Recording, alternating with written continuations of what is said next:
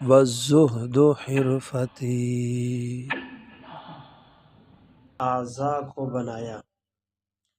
اللہ رب العزت نے ہمیں آنکھیں عطا فرمائی، کان عطا فرمائے، زبان عطا فرمائی، دماغ عطا کیا، دل عنایت فرمایا۔ یہ اللہ رب العزت کی نعمتیں ہیں۔ ہر نعمت کے مختلف کام ہیں۔ اللہ رب العزت نے ہمیں زبان دی اور اس کے اندر وصف رکھا بولنے کا، اس کے ذریعے سے انسان بولتا ہے۔ اللہ رب العزت نے ہمیں کان عنایت فرمائے اور اس کے اندر وصف رکھا سننے کا، انسان کانوں کے ذریعے سے سنتا ہے۔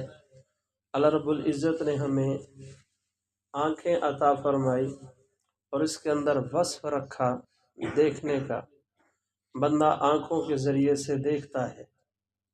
دماغ عنایت فرمایا اور اس کے اندر وصف رکھا غور و فکر کا اور سوچنے کا، انسان دماغ کے ذریعے سے سوچتا ہے۔ اسی طرح اللہ رب العزت نے ہمیں دل عطا فرمایا۔ دل کے اندر اللہ رب العزت نے جذبات رکھے ہیں، محبت اور نفرت کے، اور دل دینے کے بعد اللہ رب العزت نے ہمیں حکم عطا فرمایا اپنی ذات سے محبت کرنے کا، کہ انسان کو جب دل مل جاتا ہے، ہر انسان کو اللہ رب العزت نے قلب، مضغہ، دل عنایت فرمایا اور اس کے اندر جذبہ رکھا محبت کا۔ ہر انسان کے دل میں کسی نہ کسی کی محبت ضرور ہوتی ہے۔ اگر کوئی آدمی یوں کہے کہ مجھے کسی سے محبت نہیں ہے، یہ اس دنیا کا سب سے بڑا جھوٹ ہوگا، یہ غلط بات ہوگی۔ اس بات کو قطعاً قبول نہیں کیا جا سکتا اگر کوئی یہ دعویٰ کرے کہ مجھے کسی سے محبت نہیں ہے۔ اسی کو ایک شاعر نے ذکر کیا کہ دل بحر محبت ہے، محبت یہ کرے گا، لاکھ اس کو بچا تو یہ کسی پر تو مرے گا۔ انسان کو کسی نہ کسی سے محبت ضرور ہوتی ہے۔ جس طرح ایک کمرے کے اندر دو چیزوں میں سے ایک چیز ضرور ہوگی، یا اس کمرے میں روشنی ہوگی یا اندھیرا ہوگا، کوئی تیسری چیز کمرے میں نہیں آ سکتی۔ بالکل اسی طرح انسان کے دل کے اندر یا تو مخلوق کی محبت کا اندھیرا ہوگا یا خالق کی محبت کی روشنی ہوگی، محبت ضرور ہوگی دل کے اندر۔ کسی شاعر نے اس کو ذکر کیا کہ پتھر سے ہو، خدا سے ہو یا پھر کسی سے، آتا نہیں ہے چین محبت کیے بغیر۔ دل محبت ضرور کرے گا۔ خوش قسمت ہیں وہ لوگ جنہیں اللہ رب العزت سے محبت ہو جاتی ہے، کہ وہ اللہ رب العزت سے محبت کرنے والے ہوتے ہیں۔ ایسے لوگ واقعتاً بڑے خوش قسمت ہیں۔ اللہ رب العزت ہمیں بھی اپنی محبت کا ذرہ نصیب فرمائے۔ انسان میں اللہ رب العزت نے تخلیق اور پیدا کرنے کے اعتبار سے بہت سارے نقص اور عیب رکھے ہیں جو انسان کے اندر موجود ہوتے ہیں، اور اللہ رب العزت نے عیب رکھنے کے بعد اس میں یہ جذبہ رکھ دیا ہے کہ اس جذبے کی وجہ سے اس کی کمزوریاں جو ہے وہ دب جاتی ہیں۔ اور وہ جذبہ کیا ہے جس کی وجہ سے انسان کو قوت ملتی ہے؟ وہ جذبہ یہی دل کا جذبہ ہے اور محبت الہی کا جذبہ ہے، جو انسان کی جہالت کو علم میں بدل دیتا ہے اور انسان کی کوتاہیوں کو خوبیوں میں بدل دیتا ہے، اور یہ محبت الہی کہلاتا ہے۔ اس جذبے کی وجہ سے انسان کو بہت بلند مرتبہ اور مقام ملتا ہے۔ جو اللہ سے محبت کرنے والا ہوتا ہے، جب بندہ ایسے لوگوں کو دیکھتا ہے، اسے دیکھتے ہی دل کے اندر محبت پیدا ہونا شروع ہو جاتی ہے۔ یعنی جو اللہ سے محبت کرتا ہوگا، مخلوق خود بخود اس کی طرف کھنچتی چلی جائے گی، مخلوق کو اس سے محبت ہوتی چلی جائے گی، مخلوق اس کی طرف متوجہ ہوتی چلی جائے گی۔ جس نے اپنے یار کو منا لیا، اپنے پروردگار کو منا لیا، جس نے اللہ رب العزت کے ساتھ اپنا تعلق مضبوط کر لیا، پھر ساری دنیا اس کی طرف متوجہ ہو جاتی ہے۔ یہی وجہ ہے کئی مرتبہ آپ کسی اللہ والے کو دیکھیں گے جن سے پہلے کبھی کوئی ملاقات نہیں ہوتی، پہلی دفعہ انہیں بندہ دیکھ رہا ہوتا ہے، لیکن دیکھتے ہی دل کے اندر اس کی محبت پیدا ہو جاتی ہے۔ یہ جو دل میں محبت پیدا ہو جاتی ہے یہ اس وجہ سے ہے کہ اس نیک بندے نے اس ذات کو راضی کیا ہوا ہے، اس ذات کی محبت اپنے دل میں بسائی ہوئی ہے جس ذات کے قبضہ اور کنٹرول میں میرے اور آپ کے دل ہیں۔ جب ہمارے دل اللہ رب العزت کے قبضے میں ہیں تو اللہ رب العزت اپنے اس نیک بندے کے لیے ان دلوں کو پھیر دیتے ہیں اور ان دلوں کو مسخر کر دیتے ہیں۔ باقی جو منحوس ہوتے ہیں انہیں اللہ کے نبی سے بھی محبت نہیں ہوتی، یعنی ہر طرح کے آدمی مل ہی جاتے ہیں مارکیٹ میں۔ محبت الہی ایک ایسا جذبہ ہے کہ جس کی وجہ سے انسان کو حقیقی حیات ملتی ہے، حقیقی زندگی ملتی ہے۔ ہمارے مشائخ نے فرمایا جس طرح زمین کی حیات کے لیے پانی کا ہونا ضروری ہے، پانی ہوگا تو زمین کو زندگی ملے گی، اگر پانی نہ ہو تو زمین مردہ بن جاتی ہے، بنجر ہو جاتی ہے، ویران ہو جاتی ہے، اس سے کوئی چیز اگ نہیں سکتی۔ بالکل اسی طرح انسان کے لیے محبت الہی ہے۔ جس بندے کے دل میں اللہ رب العزت کی محبت ہوگی وہ ایک ایسے پودے کی طرح نظر آئے گا جو بہترین کھل اٹھا ہو، جس پودے کے اندر کونپلیں نکل آئی ہوں، جس پودے کو پھول لگے ہوئے ہوں، جس پودے کو پھل لگے ہوں، وہ پودا خوبصورت لگتا ہے۔ اور جس پودے کے اندر یہ سارے اوصاف نہ ہوں، یعنی اسے پانی نہ ملے، وہ مرجھا جائے تو دیکھنے والوں کو بڑا عجیب سا محسوس ہوتا ہے۔ بالکل اسی طرح جس بندے کے دل میں اللہ رب العزت کی محبت نہیں ہوتی، اس بندے کا دل بالکل مرجھا چکا ہوتا ہے، اس کا چہرہ مرجھایا ہوا نظر آتا ہے۔ وہ اپنے اس مرجھائے پن کا اظہار مختلف لفظوں میں کرے گا، کبھی کہے گا میرا کاروبار بیٹھ گیا، کبھی کہے گا مجھے بہت ساری پریشانیوں نے گھیر رکھا ہے، کبھی کہے گا میرے گھر کے اندر کسی نے کچھ کر دیا ہے، کبھی کہے گا میرا کاروبار کسی نے باندھ کے رکھ دیا ہے۔ وہ مختلف باتیں کرے گا جس سے اس کا مرجھایا پن نظر آئے گا کہ وہ مرجھا چکا ہے۔ اور جس نے اللہ رب العزت کی محبت اپنے دل کے اندر بسا لی ہو وہ حشاش بشاش نظر آئے گا۔ اس کے گھر کے اندر 3 دن اگر فاقے بھی گزر گئے ہوں پھر بھی اس کے چہرے پر ایک خوشی نظر آئے گی، ایک راحت کی کیفیت محسوس ہوگی۔ اللہ کے نبی صلی اللہ علیہ وسلم کے گھر مبارک میں کئی دن تک فاقے چلتے تھے، لیکن اللہ کے نبی صلی اللہ علیہ وسلم کا چہرہ مبارک ہمیشہ تر و تازہ ہوتا تھا، اس وجہ سے کہ محبت الہی میں حضور علیہ السلام اپنے آپ کو غرق کر چکے تھے۔ اور آج بھی اگر کوئی آدمی محبت الہی میں اپنے آپ کو غرق کر لے تو اس کو دنیا کی پریشانیاں محسوس نہیں ہوتی، دنیا کی مشکلوں کو مشکلات سمجھتا ہی نہیں ہے، اس کا سوچنے کا زاویہ ہی بدل جاتا ہے، اس کی سوچ کا انداز ہی بدل جاتا ہے، وہ کھلتا اور مسکراتا پھول نظر آتا ہے دیکھنے والوں کو۔ اور کاروبار ہے، بظاہر دولت ہے، مال ہے، سب کچھ ہے، لیکن اگر اللہ رب العزت کی محبت دل کے اندر نہیں ہے، محبت الہی سے دل ویران ہے، ایک عجیب و غریب قسم کی پریشانی اسے ہوتی ہے، لیکن نہ اسے کوئی کاروبار کی پریشانی، نہ اسے پیسے دولت کی پریشانی، لیکن دل میں سکون نہیں ہوتا۔ اس تلاش میں انسان پھر رہا ہوتا ہے کہ میرے دل کے اندر اطمینان ہو، سکون ہو، راحت ہو، وہ نصیب نہیں ہوتا۔ اور وہ تبھی انسان کو نصیب ہوگا جب انسان کے دل کے اندر اللہ رب العزت کی محبت ہو۔ محبت کا لفظ کئی جگہوں پر استعمال ہوتا ہے، لیکن استعمال ہونے کی جگہوں کی وجہ سے اس کا مفہوم اور اس کا انداز جدا جدا ہو جاتا ہے۔ مثلا ایک لڑکی کو اپنے بھائی سے محبت ہوتی ہے، لیکن اس محبت میں ہمدردی کا غلبہ ہوتا ہے۔ ایک خاتون کو اپنے بیٹے سے محبت ہوتی ہے، لیکن اس محبت میں شفقت کا غلبہ ہوتا ہے۔ ایک خاتون کو اپنے باپ سے محبت ہوتی ہے، اس کے اندر ادب کا پہلو جو ہے وہ غالب ہوتا ہے۔ یعنی مختلف محبتیں مختلف زاویے رکھتی ہیں۔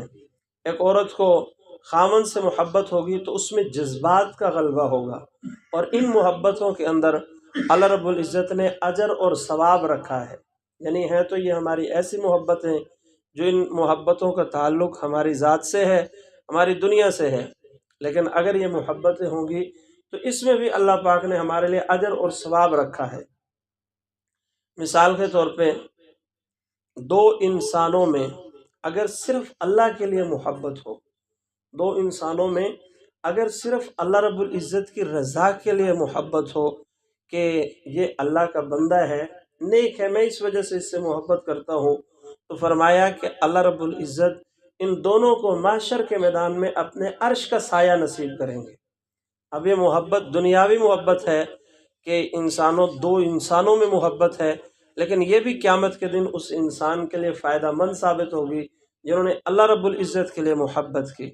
لیکن اس کا ہرگز یہ مطلب نہیں ہے کہ ہر دو بندے کے درمیان جو محبت ہے وہ اللہ کے عرش کے اس سائے کے اندر رہنے کا سبب اور ذریعہ بنے گی۔ نوجوانوں کے لیے یہاں پر یہ بات عرض کر دوں، دو لڑکوں کا آپس میں محبت کرنا آج کل یہ بھی ایک مستقل روحانی بیماریوں کے اندر شامل ہے۔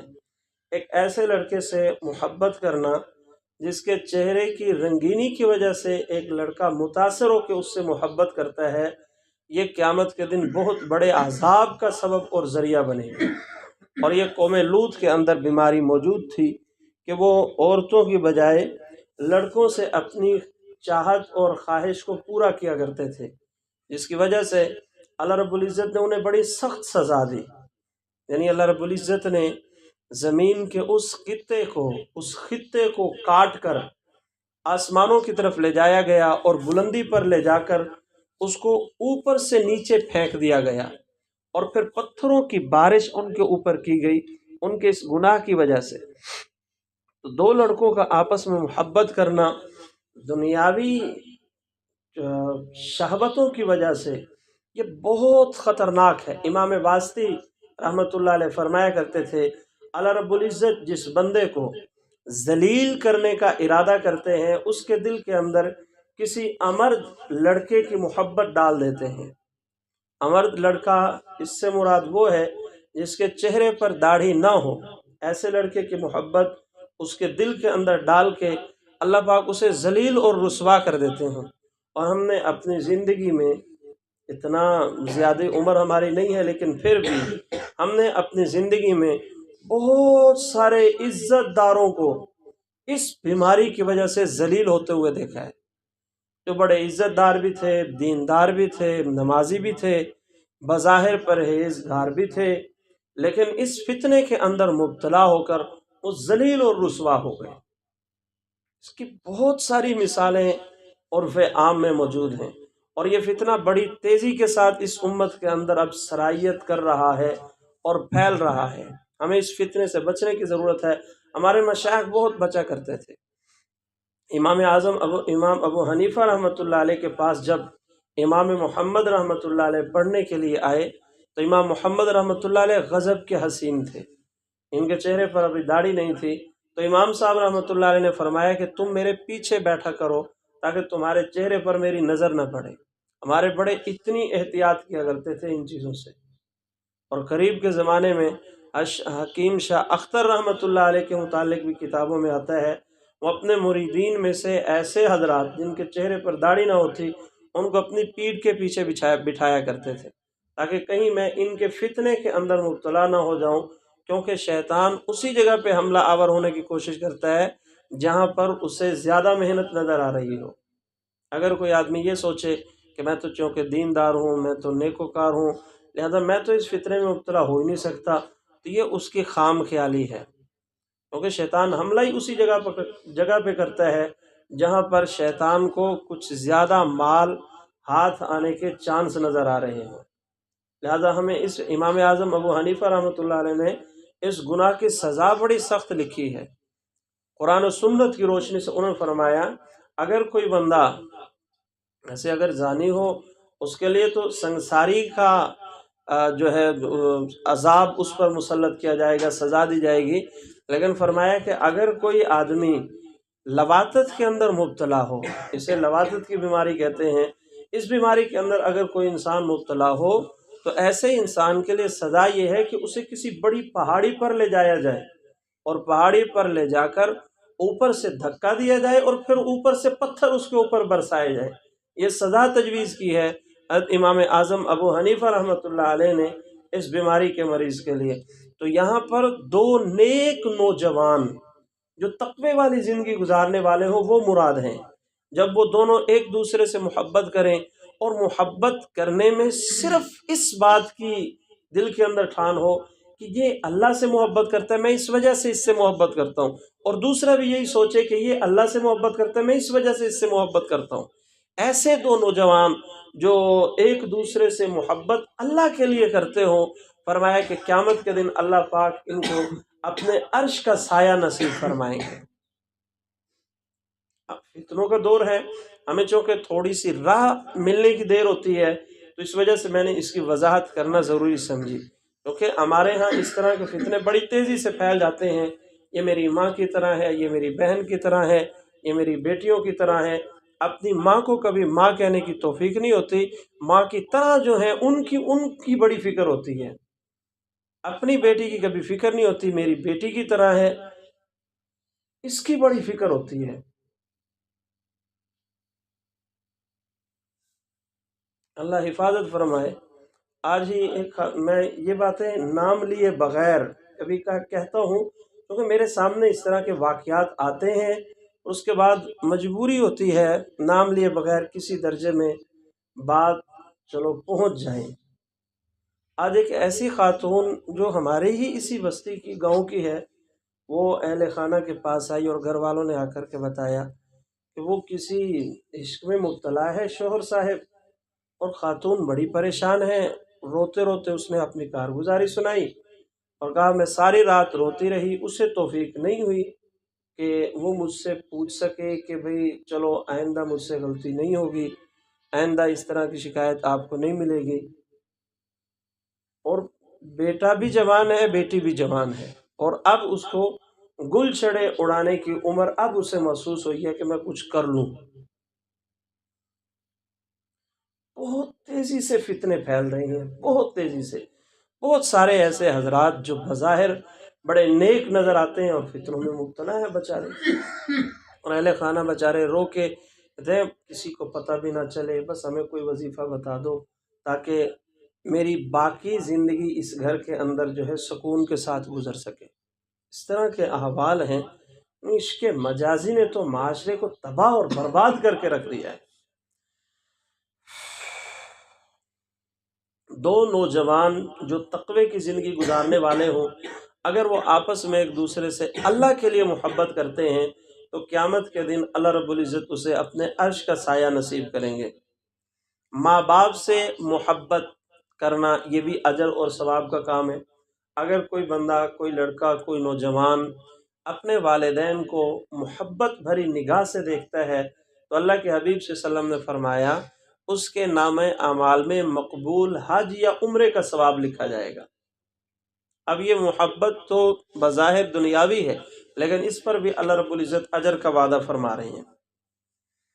ایک بندہ جو کسی عالم دین سے محبت کرتا ہے اور اس محبت کی وجہ سے اس عالم دین کی پیشانی کا بوسہ لیتا ہے تو فرمایا کہ اس بوسہ لینے پر جتنے اس عالم کے سر پر بال ہیں اتنی نیکیاں بوسہ لینے والے کے نامہ اعمال میں لکھی جائیں گی۔ ایک عالم دین سے محبت کا کبھی کبھی اظہار کرتے ہوئے اس کی پیشانی کا بوسہ بھی لے لینا چاہیے۔ میں عالم نہیں ہوں۔ خاوند اور بیوی میں محبت کا ہونا یہ بھی اجر اور ثواب کا کام ہے۔ یاد رکھیے کہ اگر حدیث پاک میں آتا ہے خاوند گھر کے اندر آئے اور بیوی کو دیکھ کر کے مسکرائے اور بیوی خاوند کو دیکھ کر کے مسکرائے تو اللہ رب العزت کی رحمت ان دونوں کو دیکھ کر مسکرا دیتی ہے۔ اب یہ بظاہر ایک دنیاوی محبت ہے، لیکن اس محبت پر بھی اللہ رب العزت نے اجر اور ثواب کا وعدہ فرمایا ہے۔ یہ ثواب کا وعدہ کیوں ہے؟ فرمایا کہ ان تمام محبتوں کو کاٹ دیا جائے، کسی سے محبت نہ ہو، نہ مجھے اولاد سے محبت ہے، نہ مجھے ماں باپ سے محبت ہے، نہ بہن بھائیوں سے محبت ہے، سمجھنا جملے کو، جلدی فتویٰ نہ لگانا، نہ مجھے ماں باپ سے محبت، نہ استاد سے محبت، نہ پیر سے محبت، کسی سے کوئی محبت نہیں، مجھے محبت صرف اللہ سے ہو، سب سے کٹ کر میں اللہ سے محبت کروں، پھر اللہ کی وجہ سے ان سب سے محبت کروں، یہ تب اجر اور ثواب کی چیز ہے۔ یعنی اولاد سے اس وجہ سے محبت نہیں کہ میری اولاد ہے، اولاد سے اس وجہ سے محبت ہے کہ یہ اللہ کی نعمت ہے جو اللہ پاک نے مجھے دی، اولاد ایک نعمت ہے۔ بیوی بچوں سے محبت اللہ کی نعمت ہے، اس وجہ سے اس سے محبت ہو۔ ماں باپ سے کتنی محبت کرنے والے والدین اللہ نے مجھے دیے، اس وجہ سے والدین سے محبت، اللہ کی نعمت سے محبت کرنی چاہیے نا، اللہ کی نعمت کی ناقدری نہ ہو، اس نعمت کی قدر کی جائے۔ شیخ اور مرشد ہے، علماء ہیں، جس سے بھی محبت ہو اللہ کی وجہ سے ہو۔ یعنی ہمارے مشائخ نے یہ جملے لکھے ہیں، ساری کائنات سے کٹ کر ایک خالق سے جڑنا، پھر خالق کی وجہ سے مخلوق کے ساتھ جڑنا، یہ ہے اجر اور ثواب کا باعث۔ اور اگر اس طرح ہو کہ خالق کو چھوڑ دیا جائے مخلوق کی وجہ سے، پرلے درجے کی بے وقوفی ہے۔ کئیوں کو دیکھ کر بڑا عجیب لگتا ہے، بڑی عجیب عجیب باتیں کہتے ہیں، اور دکھ ہوتا ہے ان کی گفتگو سن کر۔ اچھا ہوں کی کریے، مسجدیں چ جا کے بہ جائیے، نمازیں، کاروبار نہیں کرنا، بالن ڈیڈ نہیں پالنا۔ کاروبار کی وجہ سے اللہ کو چھوڑ دیا، اس کی کوئی تکلیف نہیں ہے، لیکن اگر نماز کی وجہ سے کاروبار میں تھوڑی تاخیر ہو گئی، بیوی بچوں کے حقوق بہت زیادہ یاد ہے۔ ہر دوسرا بندہ اس بیماری کا شکار ہے۔ نہیں بال بھی تکاری صاحب پال لے، گھر دے وچ بھی ٹائم دیونا ہوتا ہے، پٹھے پاؤنے جانوراں نوں۔ میں نے ماہانہ مجلس میں بھی یہ بات عرض کی تھی، جانور ہماری خدمت کے لیے پیدا ہوئے ہیں، ہم جانوروں کی خدمت کے لیے پیدا نہیں ہوئے۔ کاش کہ کوئی میرے اس جملے کو دل کی گہرائیوں سے سمجھنے کی کوشش کرتا، اور مجھے پتہ ہے یہاں پر بھی پھر فتوی لگیں گے کہ نہیں کہ جانور پٹھے نہ پائیے۔ اس چیز سے کون منع کر رہا ہے؟ جانور نو پٹھے پاندے پاندے اللہ نو بلاونا غلط ہے نا، یہ تو نہیں کہ جانور نو پٹھے پاؤن تو منع کیتا جا رہا ہے۔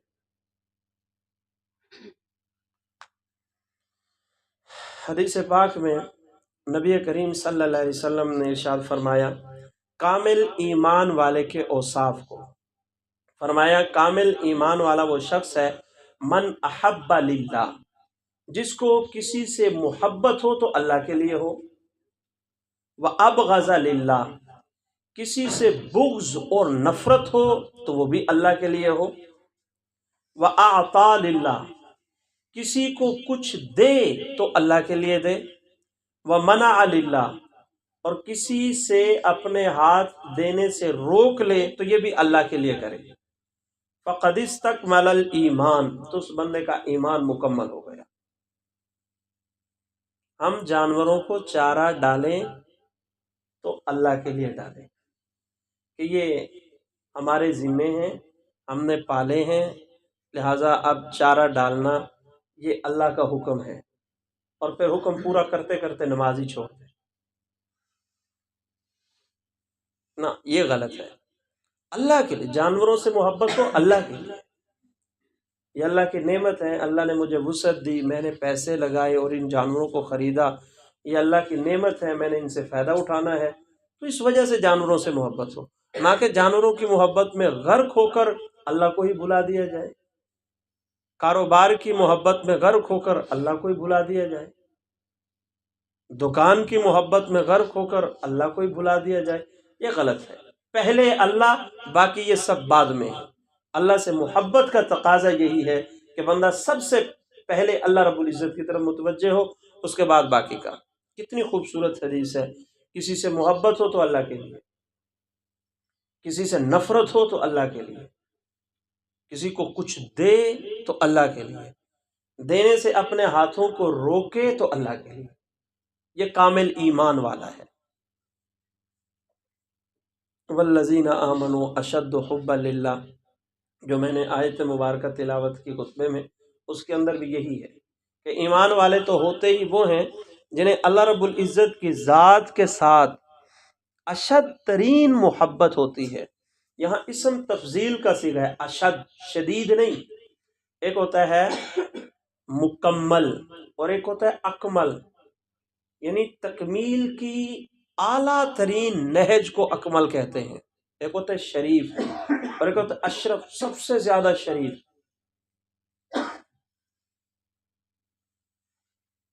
ایک ہوتا ہے عظیم، بڑا، اور ایک اعظم، سب سے بڑا، کبیر، بڑا، اکبر، سب سے بڑا، شدید، سخت، اشد، سب سے زیادہ سخت۔ والذین آمنوا اشد حبا للہ، کہ اللہ سے اشد ترین محبت ہو، وہ ہے ایمان والا۔ والذین آمنوا، اور وہ لوگ جو ایمان لائے، اشد حبا للہ، انہیں اللہ رب العزت کی ذات سے اشد ترین محبت ہوتی ہے۔ اب ہم دیکھیں، ہم کہتے تو ہیں کہ ہم مومن ہیں، مسلمان ہیں، ہمیں اللہ سے اشد ترین محبت ہے یا نہیں؟ ہر بندہ اپنے گربان میں جھانک کے دیکھے۔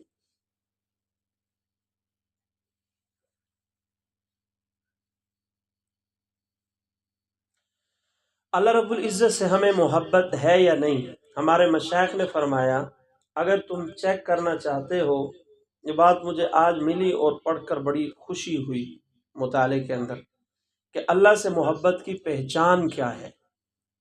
فرمایا کہ دیکھو کہ اللہ سے سب سے زیادہ کیا چیز مانگتے ہو۔ اگر تم اللہ سے دنیا مانگتے ہو تو اس کا مطلب یہ ہے کہ تمہیں دنیا سے محبت ہے، اللہ سے نہیں۔ اور اگر تم اپنی دعاؤں میں اللہ کی محبت بار بار مانگتے ہو تو اس بات کی دلیل ہے کہ تمہارے دل کے اندر اللہ کی محبت کسی اعلیٰ درجے کی حد میں پہلے سے ہی موجود ہے۔ اور حدیث پاک میں ہے، اللہ کے نبی صلی اللہ علیہ وسلم نے فرمایا کہ اے اللہ، میں آپ سے آپ کی محبت کا سوال کرتا ہوں اور آپ سے محبت کرنے والوں کی محبت کا، یعنی یہ سوال کرتا ہوں کہ مجھے اپنی محبت میں غرق کر دیجئے، اور اللہ جو تجھ سے محبت کرتے ہیں ان کی محبت بھی میرے دل کے اندر بھر دیجئے۔ معلوم ہوا کہ محبت الہی بھی مطلوب ہے اور اللہ والوں سے محبت بھی مطلوب ہے۔ کسی بزرگ نے کیا خوب کہا کہ جس نے مخلوق سے محبت کی، ایک نہ ایک دن مخلوق سے جدا کر دیا جائے گا۔ جس نے مخلوق سے محبت کی، ایک نہ ایک دن مخلوق سے جدا کر دیا جائے گا، اور جس نے خالق سے محبت کی، ایک نہ ایک دن خالق کے ساتھ ملا دیا جائے گا۔ کیا خوبصورت جملے ہیں کہ دنیا کی محبت جتنی پکی اور مضبوط کیوں نہ ہو، ایک نہ ایک دن چھوٹ جائے گی اور ختم ہو جائے گی۔ اور اگر اللہ سے محبت ہو گئی تو ایک نہ ایک دن اللہ سے ملاقات ہوگی، اور پھر وہ ایسی ملاقات ہوگی کہ جس کے بعد کبھی جدائی نہیں ہوگی۔ اللہ ہمیں نصیب فرمائے۔ محبت الہی میں سب سے بڑی دو رکاوٹیں ہیں، نمبر ایک مال اور نمبر دو جمال۔ یہ دو رکاوٹیں ہیں اللہ رب العزت کی محبت کے راستے میں۔ مال بالکل واضح ہے، ہمارے ہاں ہماری فطرت بن چکی کہ ہمیں پیسہ چاہیے، جیسا چاہیے، وہ کسی طرح کا ہو، حلال ہو حرام ہو، اس کی تمیز بس وہ جو صلحاء اللہ کے نیک لوگوں کے ساتھ جڑے ہوئے ہیں وہ تو کسی درجے میں کرتے ہیں، ورنہ یہ چیز اس طرف توجہ نہیں ہوتی، بس پیسہ ہو جس طرح کا مرضی ہو۔ تو مال جو ہے یہ اللہ کی محبت میں بہت بڑی رکاوٹ ہے، کہ انسان جس سے محبت ہوگی اس کی طرف زیادہ فوکس کرے گا، توجہ دے گا۔ جب کچھ مال آنے لگے تو پھر انسان کی ساری توجہ اس طرف مبذول ہو جاتی ہے، اور پھر اللہ کی محبت کا سفر کرنا اس بندے کے لیے مشکل ہو جاتا ہے۔ اور نمبر دو جمال، حسن اور خوبصورتی۔ یہی وجہ ہے ہم نماز پڑھ کے مسجد سے باہر نکلتے ہیں اور ہماری آنکھیں ہمارے کنٹرول میں نہیں ہوتی۔ نماز پڑھ کے ہم مسجد سے باہر نکل رہے ہوتے ہیں اور جو ہی نیلے پیلے دوپٹے نظر آئیں فوراً اس طرف متوجہ ہو جاتے ہیں، کوشش کے باوجود اپنی نظروں کو نہیں قابو کر سکتے۔ یہ جمال کا فتنہ ہے، جو انسان اس کے اندر مبتلا ہو جاتا ہے پھر وہ بڑی بڑی مصیبتوں کے اندر گرفتار ہو جاتا ہے۔ ہمارے سلسلہ عالیہ نقشبندیہ کے سرخیل اکابر بزرگوں میں سے حضرت امام ربانی مجدد الف ثانی شیخ احمد سرہندی رحمۃ اللہ علیہ وہ فرمایا کرتے تھے، انسان کے دل پر جتنی مصیبتیں آتی ہیں، یعنی دل جو اللہ کی محبت کا اصل مرکز ہے، اس دل پر جتنی مصیبتیں آتی ہیں ان مصیبتوں کی وجہ جو ہے انسان کی آنکھیں ہیں۔ انسان جب آنکھوں کو اپنی مرضی کے مطابق استعمال کرتا ہے تو انسان کا دل تباہ اور برباد ہو کے رہ جاتا ہے۔ آنکھ قابو نہیں، اب یہ پیر ذوالفقار نقشبندی کے جملے ہیں، فرمایا آنکھ قابو نہیں تو دل قابو میں کبھی نہیں آ سکتا، دل قابو میں نہیں تو شرمگاہ قابو میں کبھی نہیں رہ سکتی، اور اگر شرمگاہ قابو میں نہیں تو ذلت اور رسوائی انسان کی پکی بن جاتی ہے۔ یہ آخری جملہ ساتھ میں نے اپنی طرف سے ایڈ کر دیا ہے اور یہ حقیقت ہے۔ آنکھ قابو نہیں تو دل قابو میں نہیں، دل قابو میں نہیں تو شرمگاہ کی حفاظت نہیں، اور شرمگاہ کی حفاظت نہیں تو ذلت اور رسوائی اس انسان کا مقدر بن جاتی ہے۔ آنکھ کی وجہ سے فتنے شروع ہوتے ہیں اور پھر ذلت اور رسوائی انسان کا مقدر بن جاتی ہے۔ ہمارے مشائخ نے لکھا کہ اگر اماں حوا نے اپنی آنکھوں کو جھکا کے رکھا ہوتا کہ بھئی اس درخت کو دیکھنے سے منع کیا گیا ہے، اس درخت کو کھانے سے منع کیا گیا، اسے دیکھیں ہی نہ، جس چیز سے منع کیا جائے اس کو دیکھنے میں تو گناہ نہیں ہے نا، لیکن جب دیکھیں گے تو فتنے میں ضرور مبتلا ہوں گے، لہٰذا جن چیزوں سے منع کیا گیا ہے ان کی طرف نظر بھی نہیں اٹھانی چاہیے۔ منع کیا گیا تھا کہ اس درخت کا پھل نہیں کھانا، تو چاہیے یہ تھا کہ دیکھتے ہی نہ، جب دیکھا تو اب چاہت پیدا ہوئی کھانے کی، جب کھایا تو اللہ رب العزت کی ناراضگی کا موجب اور سبب بنا اور زمین پر اتار دیے گئے۔ اگر آنکھ کو قابو میں رکھا ہوتا تو قابیل کبھی بھی حابیل کی بہن کے فتنے میں مبتلا نہ ہوتا اور یوں اپنے بھائی کو قتل کر کے کائنات کا سب سے بڑا قاتل مشہور نہ ہوتا اور ہر قاتل کے گناہ کے اندر شریک نہ ہوتا۔ یہ فتنہ شروع کہاں سے ہوا؟ آنکھ کی وجہ سے شروع ہوا، آنکھ سے اس فتنے کی ابتدا ہوئی۔ قرآن مجید میں کس قدر ذلیل اور رسوا کیا گیا زلیخا کو، جس نے سیدنا یوسف علیہ السلام پر ڈورے ڈالنے کی کوشش کی اس انداز میں، یعنی پورے قرآن مجید میں اس کی خرافات اور اس کی خباثت کو ایک سورہ مبارک کے اندر تفصیل کے ساتھ بیان کر کے ہمیشہ ہمیشہ کے لیے اسے ذلیل اور رسوا کر دیا گیا۔ اس فتنے کی ابتدا کہاں سے شروع ہوئی؟ آنکھ سے شروع ہوئی۔ جب آنکھ کی حفاظت نہیں تو اس کے بعد فتنے ہی فتنے، بلکہ فتنوں کے دروازے انسان کے لیے کھل جاتے ہیں، پھر ان فتنوں سے بچنا انسان کے لیے مشکل ہو جاتا ہے۔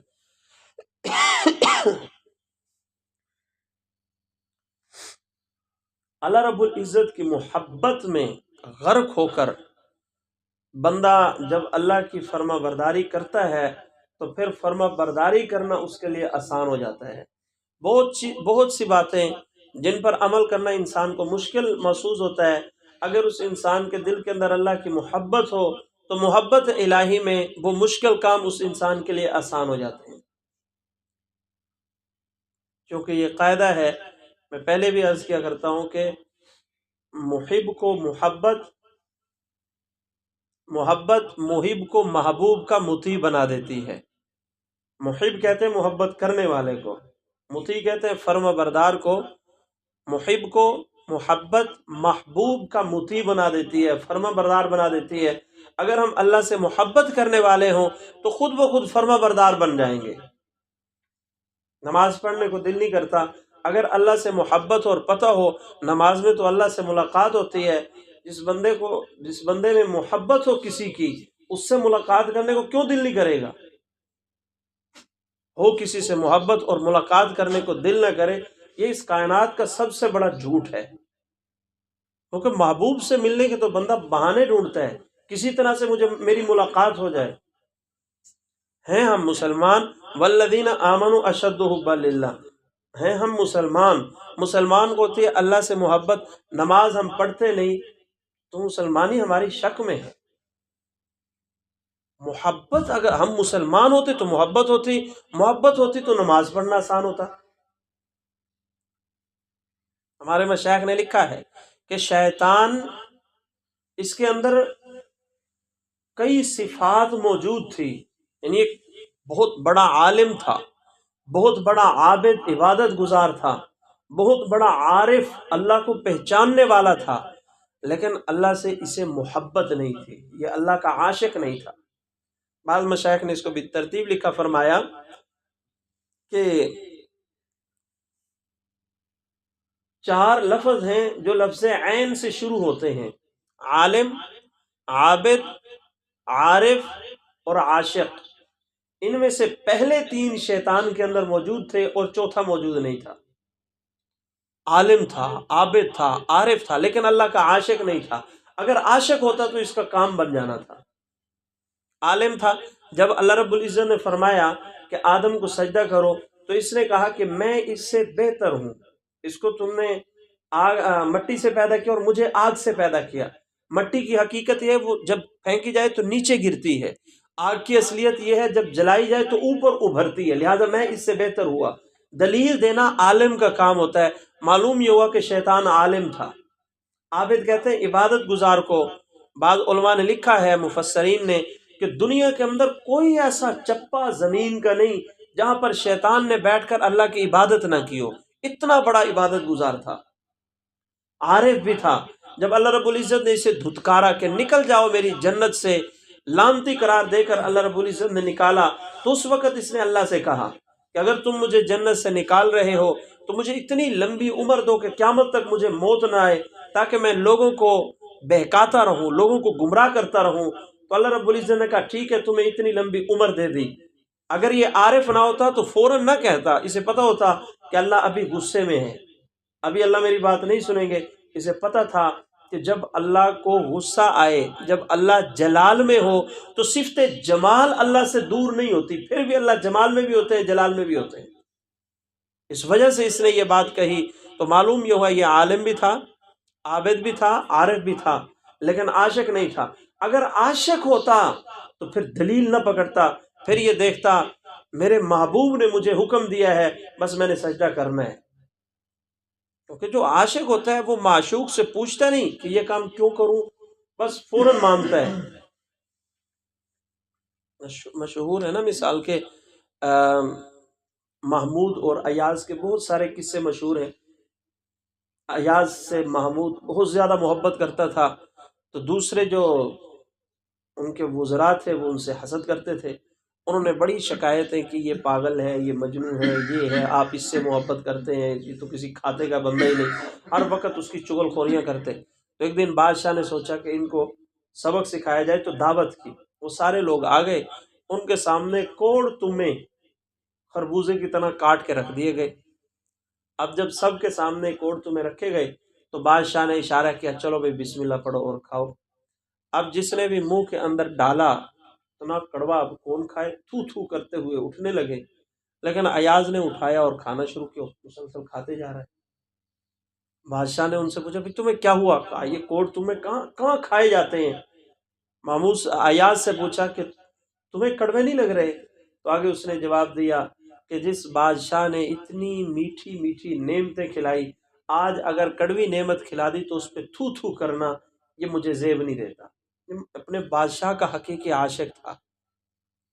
اگر شیطان کے اندر یہ عشق والی چنگاری ہوتی تو یوں نہ سوچتا، یہ دل کے اندر بات نہ آتی کہ ہم میں سے افضل کون ہے، حالانکہ افضل پھر بھی انسان ہی ہے۔ مٹی کی بہت ساری صفات ہیں جن کی دور دور تک ان کی عظمت تک آگ نہیں پہنچ سکتی، یہ ایک الگ عنوان ہے۔ اگر یہ عاشق ہوتا اللہ رب العزت کا شیطان، تو فوراً سجدے میں چلا جاتا کہ میرے محبوب نے مجھے حکم دے دیا ہے، بس اب مجھے کوئی چیز سوچنے کی ضرورت نہیں ہے۔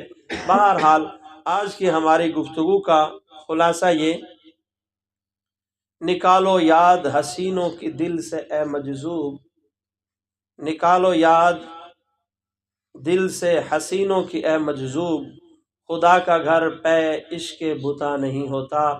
یہ دل اللہ کا گھر ہے، اس دل کے اندر کسی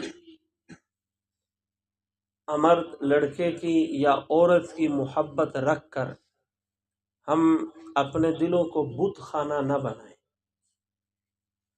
مشرکین مکہ نے بیت اللہ کے اندر بت رکھے، اس سے بڑا گناہ ہے اپنے دل کے اندر کوئی بت رکھنا۔ ہمیں اپنے دل کے اندر صرف اللہ کو رکھنا چاہیے، صرف اللہ کی یاد رکھنی چاہیے، دیوانے بن جائیں اللہ رب العزت کے، اللہ سے محبت کرنے والے بنیں۔